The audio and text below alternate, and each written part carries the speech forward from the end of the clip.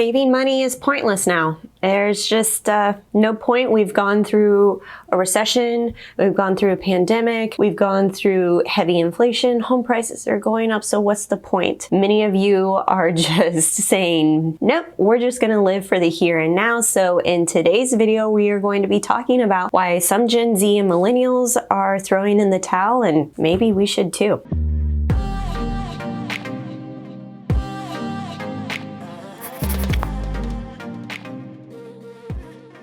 Hey, what's up guys? It's Justine with Debt Free Millennials, the channel to help you crush your debt and live payment free and apparently stop saving. There have been studies done that have said, Gen Z and millennials are just over it. We've gone through so much trauma with our economy during what should be really peak years of our lives. Many of us graduated and went to school during a recession. Many of us tried to get married or have children while we were laden with high student loan debt and high home prices, thus making it very difficult for us to get a job that can help us pay down our debt and actually achieve these life goals. So I saw this really interesting article on businessinsider.com with the headline, "Some millennials and Gen Z have hit an apocalyptic phase in which they don't see the point in saving for the future." And they had actually linked to a study that Fidelity had put together on 2,600 individuals, and 45% of next gen, that includes Gen Z and millennials, don't see a point in saving their money while things are so up in the air and they're really just waiting for things to return to normal. Now, is that the right response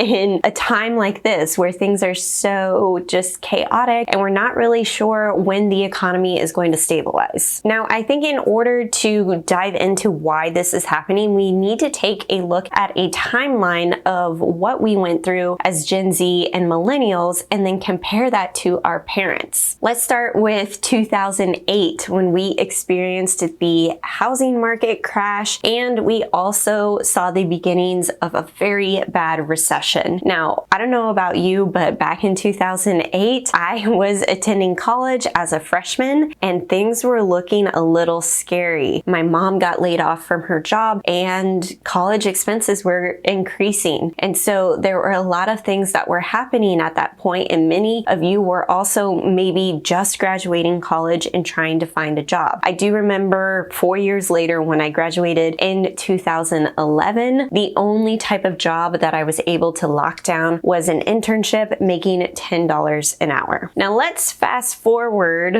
10 or so years to March 2020. We all know that date in our minds, and that is when our country declared a national emergency due to the pandemic. Everything started shutting down and closing. A lot of people were either furloughed or their work hours were reduced or they got completely laid off from their jobs. And while a lot of us are in our 20s and 30s, we were looking to make that next step in our lives, purchasing a home or having kids. And I remember when all of that was happening, Kyle and I were starting to talk about starting a family of our own. And we thought, maybe we should wait a little bit to see what happens. How do we bring a baby into a world where thousands and thousands of people are dying? And so those were choices that kind of got stunted for a lot of us, especially with the financial aspect of how the pandemic has just impacted every part of life. In 2020, we saw over a 7% increase in inflation. The cost of goods and services has gone up tremendously this past year, again contributing to making it difficult for us to make our debt payments and also just be able to cover our basic living expenses. In 2022, we have seen mortgage interest rates increase dramatically. We are now sitting at over 5% in interest rates. The peak so far to date has been 5.3, 5.5. The all-time low was 2.65% in January of 2021. And we're most likely going to see those mortgage rates increase over the next couple of months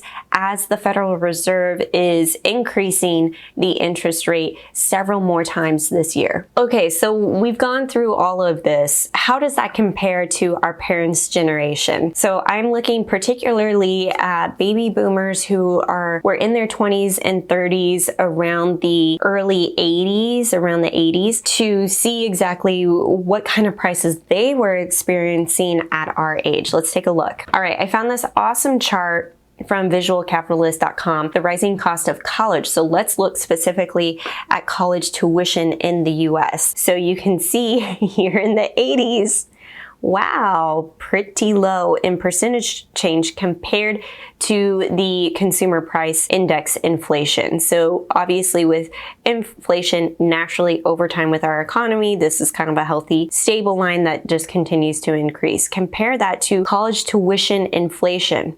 It has ballooned 1,200% since 1980. This is insane, you guys. People who are graduating in 2020 or this past year have just literally, everything has just gone down the toilet in terms of how affordable college tuition is not achievable. Next, I wanted to take a look at home prices when our parents were just starting out in their young adult lives compared to what we're seeing. So I'm using 1985 as an example because that's the year that my parents got married. And so thinking of we're newlyweds, we're just trying to buy our first home. Now in that year, the average home price, and they were living in Northern California at the time, so obviously things were different, but the average home price was $84,300. Now, when you adjust that for inflation, the median cost was $191,423. Now, fast forward, you can see how it jumps over time, and it jumps over time since the beginning, right? That's normal. So they went from 84.3 to, let's fast forward to the year that I was born, $112,500. Now remember here, the year prior that there was the big stock market crash in the 80s and they named it Black Monday. And so that really played into kind of some stuff that we've been currently experiencing, which is the jump in home prices. Let me jump over to this median sales price of houses in the US. And I'm going to adjust this for the last 10 years, thinking of the time that millennials were looking to buy homes or had bought homes. So let's go to 2012 and we'll go up to 2022. All right, so in 2012, the median sales price of a house was $238,400, and now it is $428,700. Now let's go back to the 80s when our parents were doing this. We'll take a look between 1980 and let's do 1990. So we'll do a 10-year. So we were looking at, let's go at the high point.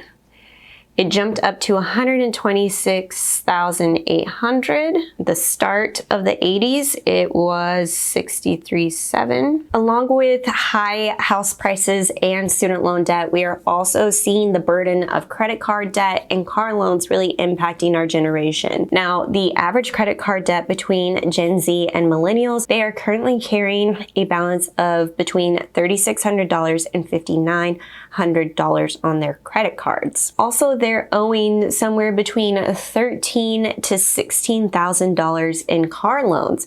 So we have all this high debt, and we now even more worried about the impact of climate change happening during our generation. And so if our world is just going into flames and there's no natural resources for us anymore, I think there are some people in our generation that are like, what's the point? So I'm going to just stop saving for the future because I'm not even sure if there is a future worth saving for. And they are now spending money on the here and now. And the biggest thing that people are spending money on are experiences. Experiences comes from travel, food, culture, hanging out with friends, doing things like going to games or concerts or festivals. And we're really valuing putting our money towards things that we can have right away and experience right now, because the thought of trying to save money for this American dream of home ownership and having kids kind of just seems impossible